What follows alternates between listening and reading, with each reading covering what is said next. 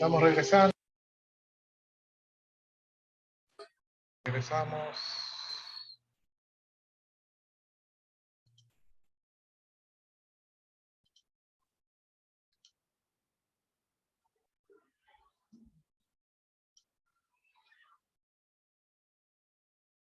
Ya, entonces esta sería nuestra tercera parte de la clase.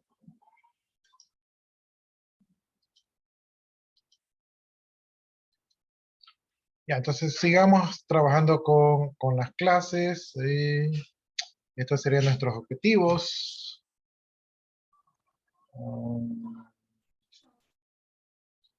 Ya hablamos anteriormente de las clases wrapper, ¿verdad? Que nos permiten convertir los datos primitivos, ¿verdad? A objetos, ¿no?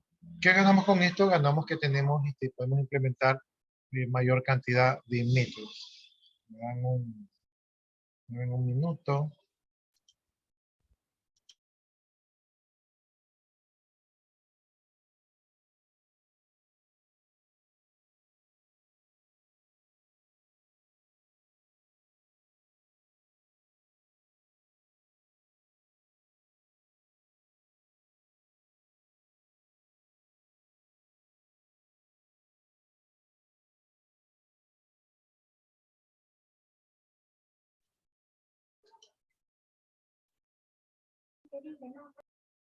Ya, entonces esto ya lo habíamos visto. Creo que aquí hay una especie como de recuento. Ya, este ejercicio de aquí creo que también lo habíamos visto, donde habíamos visto cómo se comparaban los objetos y cómo se comparaban los valores de los objetos, ¿no? Entonces, eso también lo habíamos visto. También creo que habíamos visto el tipo integer, ¿verdad? In como integer, doble como doble, y long como long, todo en mayúscula. Um,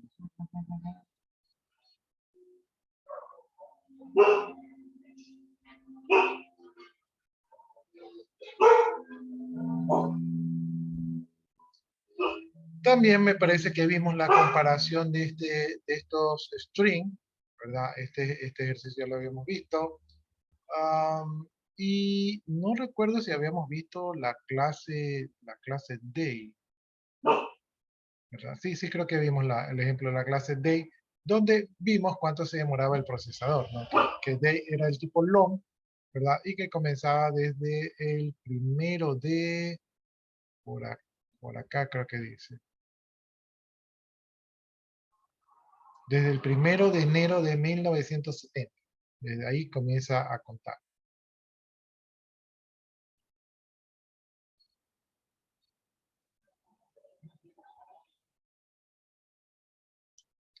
La declaración de clases propias también ya vimos.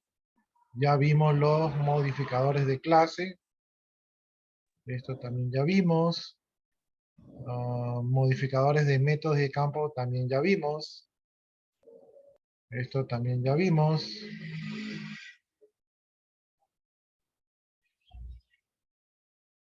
Los métodos get y set me parece que también ya vimos. Las variables estáticas. Creo que no vimos esto de las variables estáticas. Déjenme ver.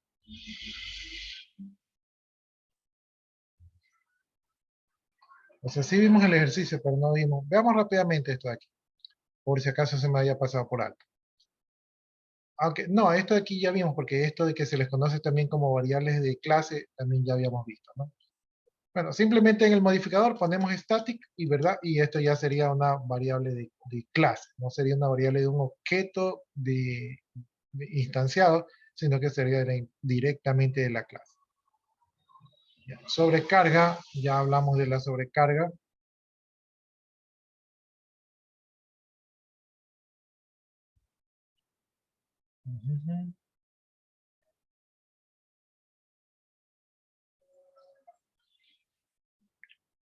De null, también ya acabamos de hablar de null.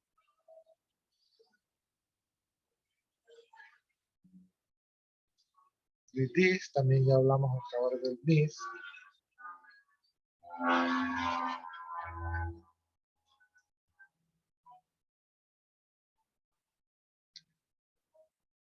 Ya, esto no hemos visto. El método toString. Ya, el método toString dice que representa la representación string del objeto, ¿no? Entonces, por ejemplo, aquí dice que tenemos la clase rectangle, ¿verdad?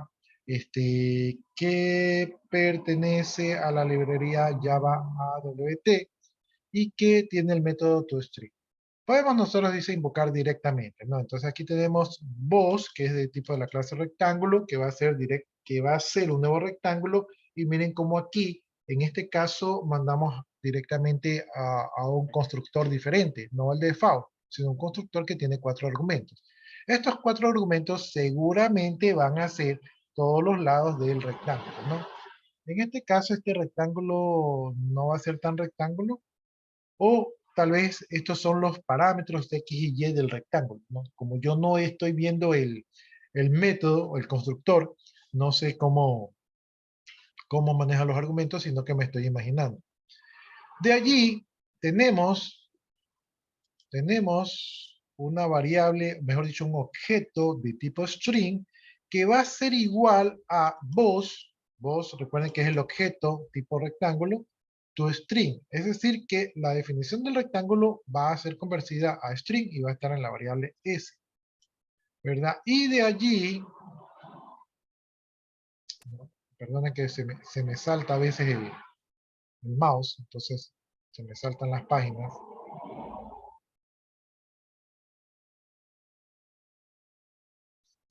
Ya, y de allí, este, aquí estamos viendo más o menos cómo son los argumentos, están en comentarios, ¿verdad? Entonces, el método rectángulo lo que hace es que el primer parámetro es X, el segundo es Y, ¿verdad? El tercero es el ancho y el cuarto es el largo. Miren que yo estoy equivocado porque pensaba que era dos puntos X y Y más bien ha sido un solo punto y se define el ancho y el alto. Entonces, miren cómo uno se puede equivocar. Ya, entonces ahí nos está definiendo qué es lo que hace el método rectángulo, ¿verdad? Y si yo dice que si yo imprimo directamente box hacia secas, lo que estoy haciendo es que estoy haciendo una llamada implícita al método toString, ¿no? Entonces, si yo quiero ver el contenido de la clase, pongo directamente la clase, eh, no es lo más específico, pero implícitamente se llama al método toString. Entonces, lo puedo hacer así, formalmente, directamente, o lo puedo hacer así, indirectamente, para ver el contenido de la clase.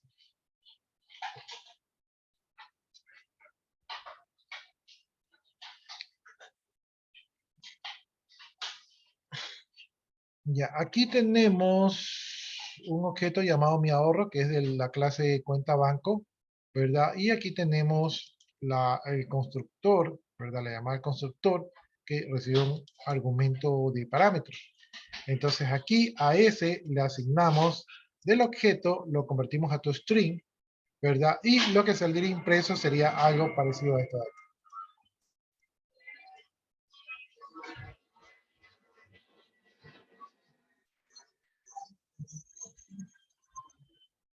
Entonces aquí se contiene el nombre de la clase seguido el código hash del objeto. Esto no sería muy útil porque es un código que para nosotros no tiene mucho significado, pero podríamos sobreescribir, ¿verdad? Podríamos sobreescribir el método de la siguiente manera. Entonces aquí tenemos la clase cuenta banco, ¿verdad? Y aquí decimos, ¿verdad? Aquí redefinimos el método toString, ¿verdad? Entonces, lo que hacemos es que sobreescribimos el método toString y vamos a hacer que retorne, con la palabra reservada return, retorna la leyenda, cuenta del banco, balance, y aquí pondría el valor de la variable balance, y eso sería lo que retornaría el método toString sobrescrito, para que sea el método toString sea un poco más útil. Déjenme ver si tengo, aquí tengo algunas clases. Aquí,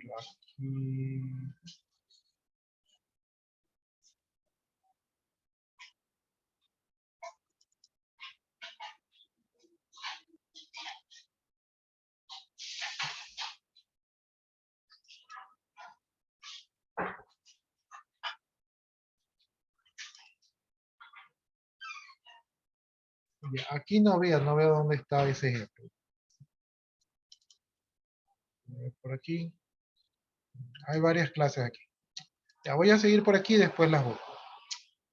Clase final, dice, son clases que no se pueden extender. Lo que tenemos que hacer es, tenemos que utilizar el modificador final, ¿verdad? La palabra reservada final y el nombre de la clase, ¿no? En este caso podemos hacer combinaciones con otros modificadores.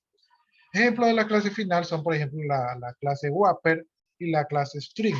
Entonces, estas clases de aquí, nosotros ya no las podemos modificar porque son clases finales. De hecho, nosotros no instanciamos, sino que podemos directamente utilizar los métodos de estas clases. Los métodos que no se pueden, son métodos que no se pueden sobreescribir, ¿no? Entonces, uh, los métodos static son automáticamente finales. Entonces tenemos por aquí public final, string, get name, ¿verdad? Y retornan el name. Entonces cuando ponemos final, estos ya no pueden ser sobrescritos y tampoco no pueden ser modificados. Ya, aquí habla un poco de los diagramas de clases. En los diagramas de clases nosotros especificamos las clases de esta manera. Ponemos, y esto ya sería como para hacer el diseño de clase, ¿verdad? Las clases contienen un nombre que va a ser un identificador, contienen variables o también llamados atributos y contienen los métodos o también llamados funciones, ¿no? Ya, entonces, de manera de diagramar, ¿verdad? Sería un cuadrado donde en la primera parte tenemos el nombre de la clase, en la segunda parte tenemos los atributos y en la tercera parte tenemos los métodos. ¿Sí? En este caso estamos hablando de una clase de tipo student y una clase de tipo circle, ¿verdad? Por acá abajo tenemos una clase que dice jugador de fútbol de playa, ¿verdad? Y por acá tenemos una clase carro, ¿no?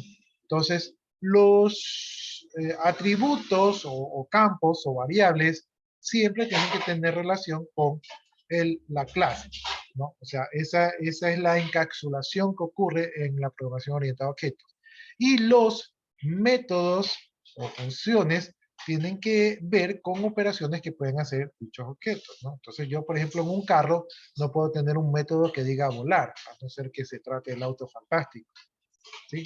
Entonces, esa es la manera de diseñar las clases.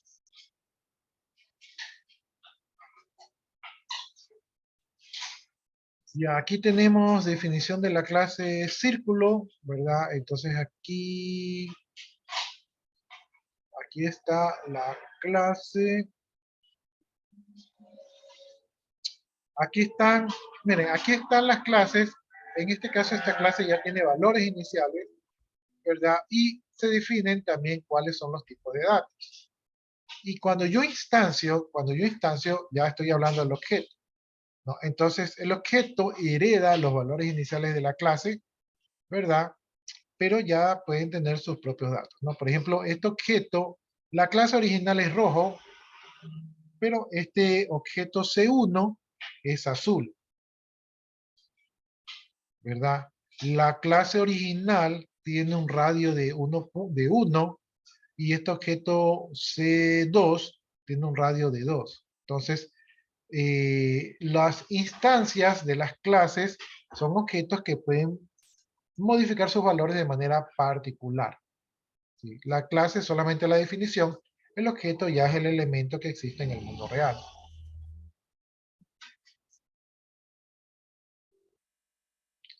Ya. Miren, por ejemplo, esta clase círculo. Esta clase círculo tiene el método circle, ¿verdad? Con dos parámetros, circle con un parámetro y circle a solas. Es decir, aquí estamos hablando de sobrecarga del método circle, ¿verdad? Asimismo tenemos para obtener y setear el radio, obtener y setear el color y obtener, en este caso, el área. Y también tenemos el método toString.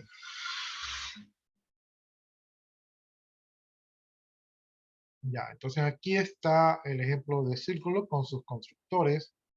Yo, esto de aquí, no estoy muy seguro no estoy muy seguro No estoy muy seguro dónde está el ejemplo. Yo creo que está aquí. Déjenme ver si es este círculo.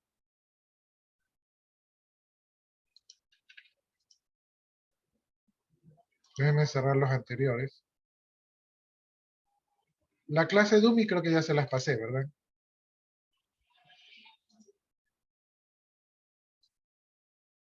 Sí.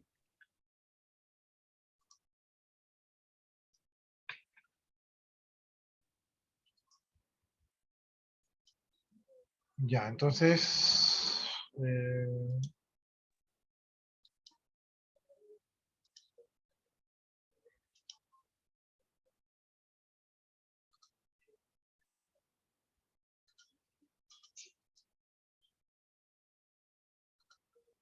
déjenme cerrar esta de aquí.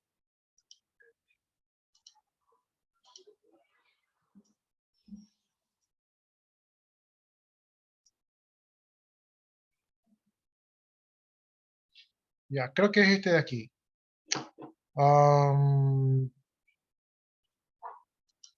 Miren, ahí está la clase Circle, ¿verdad? Ahí están sus dos parámetros, perdón, sus dos variables. Ahí están sus métodos.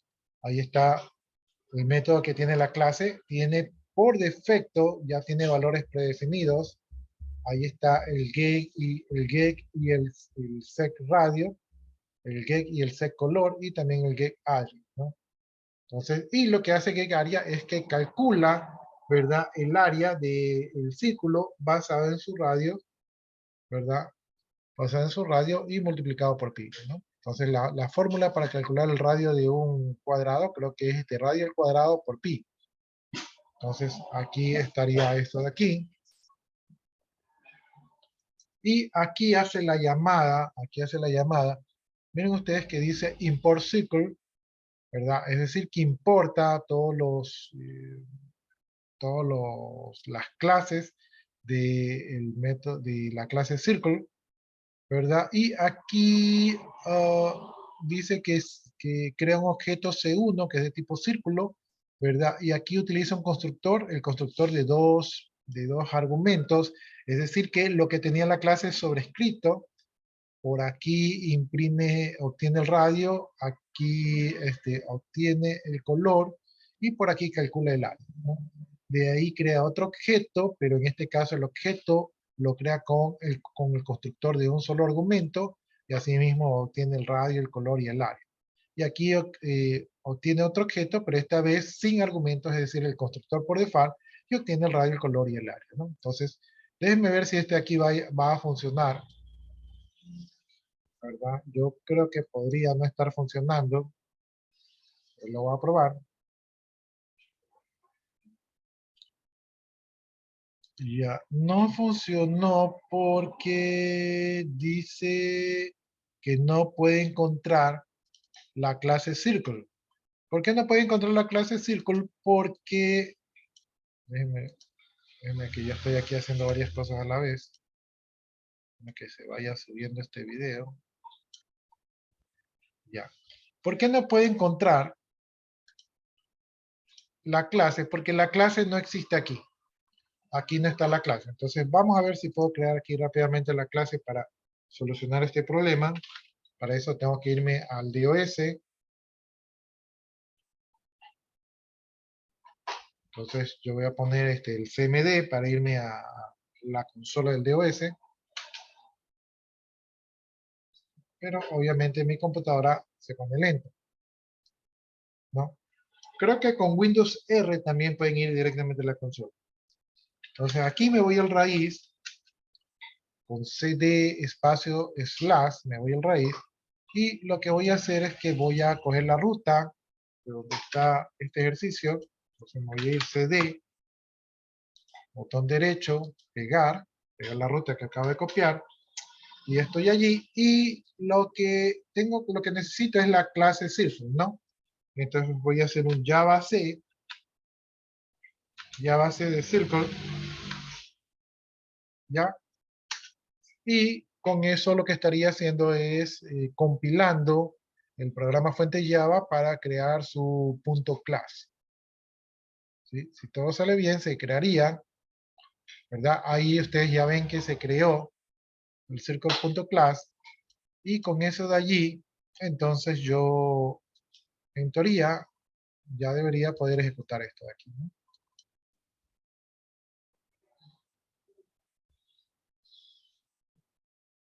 Dice paquete circle no existe. Import circle, error en compilación. Ya, entonces, déjenme ver si lo puedo ejecutar desde acá. El programa que quiero ejecutar es el text circle. Entonces vamos a hacer Java text circle. A ver si por acá ya dice el paquete circle no existe. Ya, entonces voy a asterisquearlo para ver qué pasa.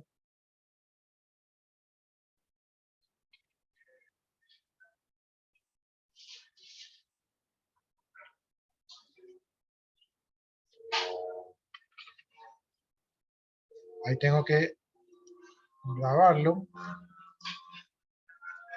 Vamos a ver si así. Porque el paquete no existe, la clase sí existe, ¿no? Entonces ahí fue, ¿verdad? No está creado, como no estoy en proyecto, sino que estoy directamente como programa independiente, entonces no estoy manejando el concepto aquí de librerías, ¿sí? Entonces por eso no me funciona el import. Ya, pero ya ejecutando, aquí ya estamos viendo, este creo que es el del C1, nos muestra el radio que está utilizando, que es el de 2, el color azul, que se cambió, ¿verdad? Y el área calculada, que es de 12.57. Luego tenemos el objeto C2, que este se utilizó solamente un parámetro, entonces este es de radio 2, es rojo, y el área es el mismo. Y luego tenemos el C3. En el C3 recuerden ustedes que no utilizamos, el constructor utilizamos por default, entonces el radio quedó de 1, el color rojo como la clase lo define, y el área quedó de 3.14, ¿no? Que es que cogió de radio, cogió 1, ¿no? Entonces, 1 por 1 y por pi es 3.14, 1226 algo así era. Ya, entonces ahí está, este de aquí. Déjenme pasarles este ejercicio. Sería de pasárselos, déjenme pasárselos con el error para que ustedes,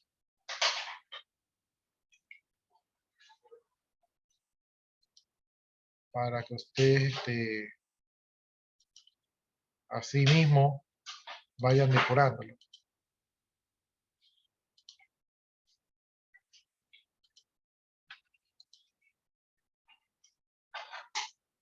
Ya, listo. Entonces, encontramos uno de algunos. Ya, igual no creo que hagamos todos.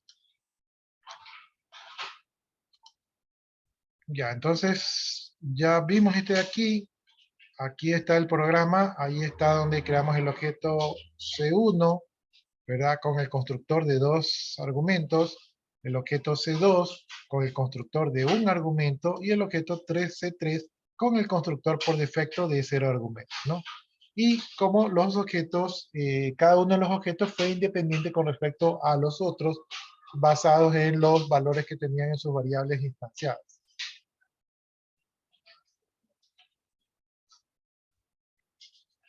¿Preguntas, jóvenes?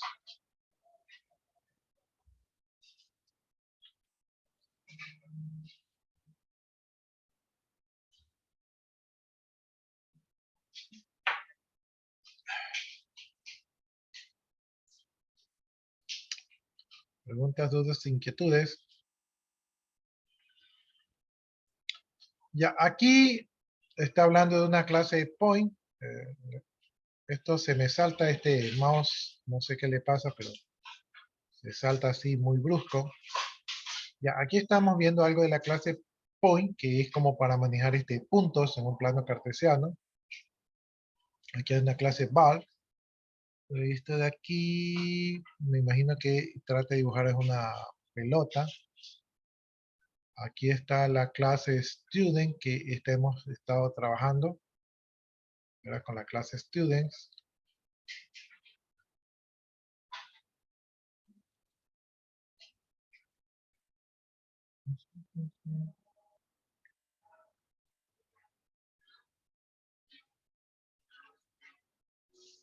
Ya, aquí nuevamente volvemos a tocar el tema de la composición. Dice, los programas usualmente utilizan varias clases en la que existe una relación entre ellas. Y básicamente eso es la programación orientada a objetos. Una de las relaciones que existen en la clase es la agregación. Se conoce informalmente como tiene un, ¿no? Entonces, un carro tiene un motor, un avión tiene alas y una bicicleta tiene pedales, ¿no? Un alumno tiene un curso, un profesor da una materia, así, ¿no? Entonces, hay relaciones entre las clases y eso nos ayuda a programar. Entonces, el símbolo de la agregación, ya vieron que es entonces un examen tiene preguntas, ¿no? El rombo que ustedes ven aquí, de la puntita de flecha, le podemos llamar así, ¿verdad? Indica quién es el que las contiene, ¿no? Entonces, el examen contiene las preguntas. El rombo indica quién es el que tiene las preguntas. Ya, aquí hay una clase autor.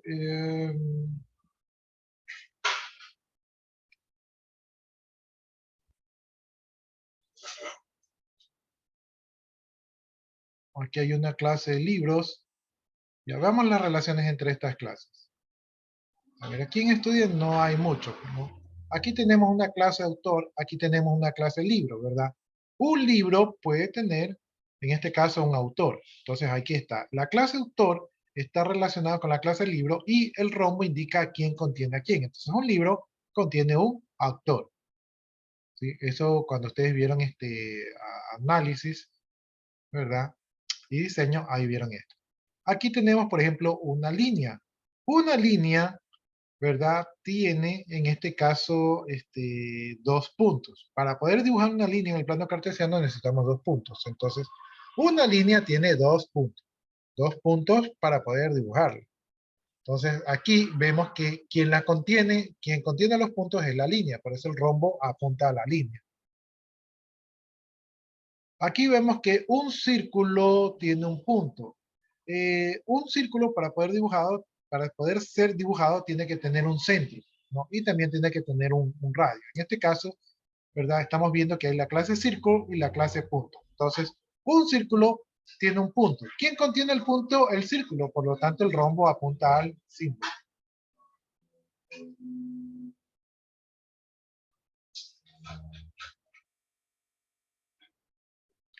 Ya, ahora vamos a hablar de la herencia. Dice, es la primera característica de programación orientada a objetos. La herencia es una relación entre una superclase y una subclase, ¿no? La superclase es la clase más general, por ejemplo, autos. Y la subclase es la clase más especializada, por ejemplo, bueno, la clase más general debería ser vehículos y la subclase podría ser auto o podría ser camión o podría ser moto. Ahí me salió el mensajito que me quedan 10 minutos. Ya, la subclase hereda los datos, variables y comportamientos, métodos de la subclase. ¿Recuerdan ustedes cuando vimos el círculo, verdad? Vieron ustedes que el objeto C1, C2 y C3, algunos heredaron el radio y otros heredaron el color del círculo. Entonces, circle, ¿verdad? Vendría a ser la clase y C1, C2 y C3 vendrían a ser los objetos que heredaron los datos de la clase, ¿no? Y también los métodos. Bien, clase objeto. Este clase objeto ya vimos cuando nosotros en el ejemplo del dummy class, de la clase tonta, vimos que se heredaron objetos. En Java tenemos la clase object, que es la madre de todas las subclases. Es decir, es la clase más general, ¿no? Entonces, todas las clases que nosotros podemos crear están heredadas de la clase object. La clase object, como es la primera clase, como es la clase original, es la única que no tiene padre, ¿no? La clase object define e implementa el comportamiento común a todas las clases que uno escribe. Por lo tanto, la clase object tiene como métodos generales, tiene getClass, tiene equals y tiene toString, ¿no? Entonces, estos son algunos de los métodos que tiene la clase object que se heredan a todos los objetos que nacen a partir de la clase object. Bien, aquí tenemos una superclase, aquí tenemos una subclase. La flechita siempre apunta a la superclase, ¿no? Si está en una subclase, apunta a su padre, que es la superclase. Aquí tenemos, por ejemplo, la clase Circle y aquí tenemos la clase Cilindro. Cilindro es una subclase a partir de la clase Círculo. Por lo tanto, apunta a su padre, ¿verdad? Entonces, Círculo es el padre y Cilindro es el hijo, ¿no? Y en este caso se trataría de una subclase extendida. Palabras reservadas, existe la palabra reservada super, dice una subclase puede llamar explícitamente a un constructor de una superclase inmediata y esto se consigue con el uso de la palabra reservada super para llamar al constructor de su padre. La llamada del constructor super en el constructor de una subclase resultará en la ejecución del constructor de la superclase basada en los argumentos pasados. La llamada super debe ser la primera sentencia en el constructor y solo se puede utilizar en el constructor. O sea, si yo quiero en mi constructor llamar al constructor del padre, utilizo la palabra reservada super. Otro uso de super es para referirse a miembros de la superclase como la referencia this. Es decir, this se refiere a esta clase y super se refiere a la clase padre. Aquí tenemos un ejemplo. Aquí tenemos students, que es una clase que es una extensión de la clase persona. Entonces, la clase persona vendría a ser el padre y la clase student vendría a ser un hijo extendido de padre. Aquí tenemos students. Students es el constructor de la clase students. Pero dentro de students utilizamos la palabra reservada super para referirnos al constructor del padre.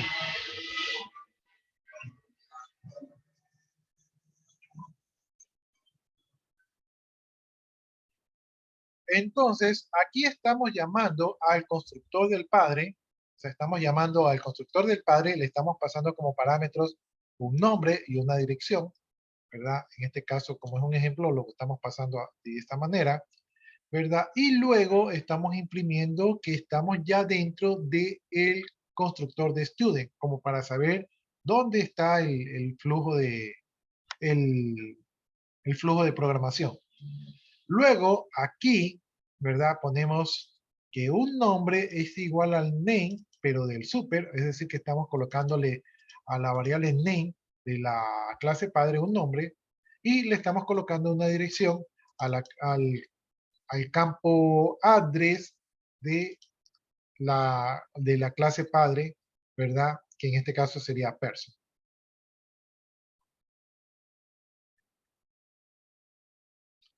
Ya, también se puede hacer sobreescritura, override de métodos, eso ya lo vimos hace un rato.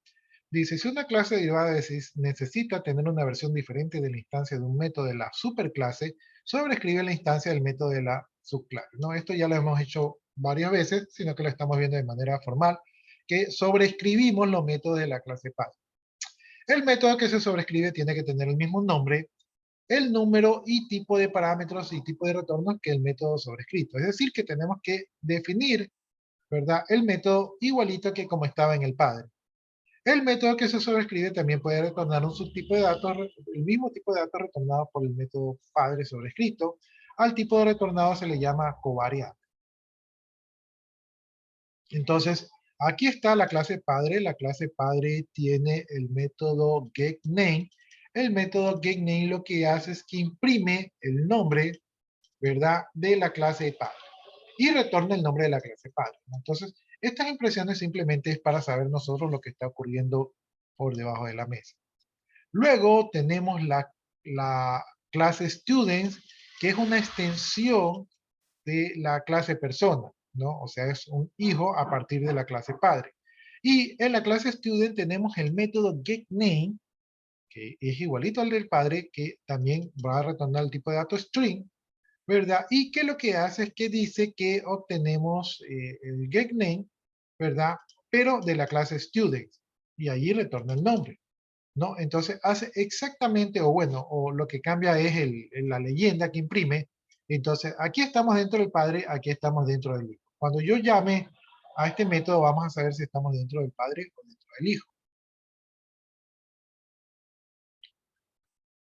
Um, ya, aquí estamos viendo la herencia, aquí estamos viendo point 2D, esta vendría a ser la clase padre, y aquí estamos viendo point 3D, esta vendría a ser la clase hijo. Esta clase hijo, la relación que tenemos es una relación de herencia, por lo tanto, la flechita apunta hacia la clase padre, ¿no?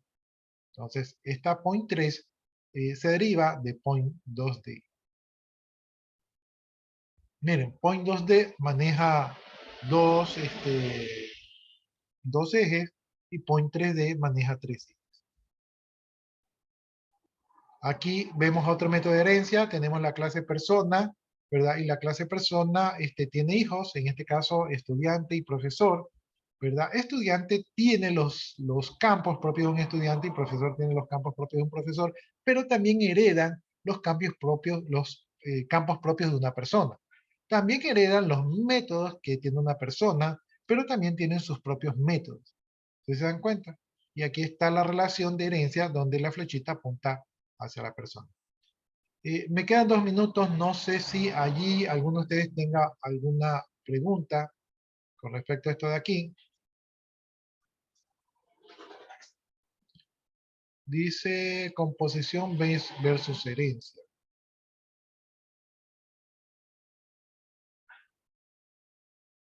Ya, aquí un punto, dice, tiene una sublínea.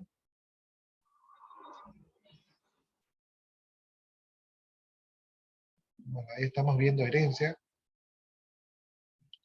Y acá tenemos el polimorfismo, ya que es otro concepto. Pero como me queda 1 minuto, yo creo que nos deberíamos quedar aquí hasta polimorfismo. Estamos en la página, porque me queda menos de 1 minuto, en la página 60. Ya, no sé si alguno de ustedes tenga alguna pregunta, duda, inquietud hasta este momento. Si no, creo que lo más conveniente sería quedarnos ahí. Incluso creo que ya estamos en la hora. Preguntas, dudas, inquietudes, jóvenes.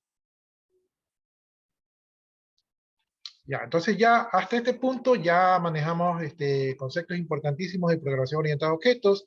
Sabemos crear clases, sabemos crear métodos, sabemos manejar datos, ¿verdad? O campos, ¿verdad? Sabemos acceder a ellos. Entonces ya tenemos bastantes elementos para la programación orientada a objetos. Si no hay preguntas, si no hay inquietudes, nos quedamos hasta allí, agradeciéndoles su atención y nos vemos el día de mañana. ¿Sí? Todos los programas que hemos visto, ya saben, son parte del deber del segundo parcial, donde tienen que poner el fuente y también el ejecutable, la pantalla del ejecutable, si quieren le hacen cambios. Y también recuerden que muy probablemente se utiliza la nota del proyecto PIS para reemplazar la nota de la gestión autónoma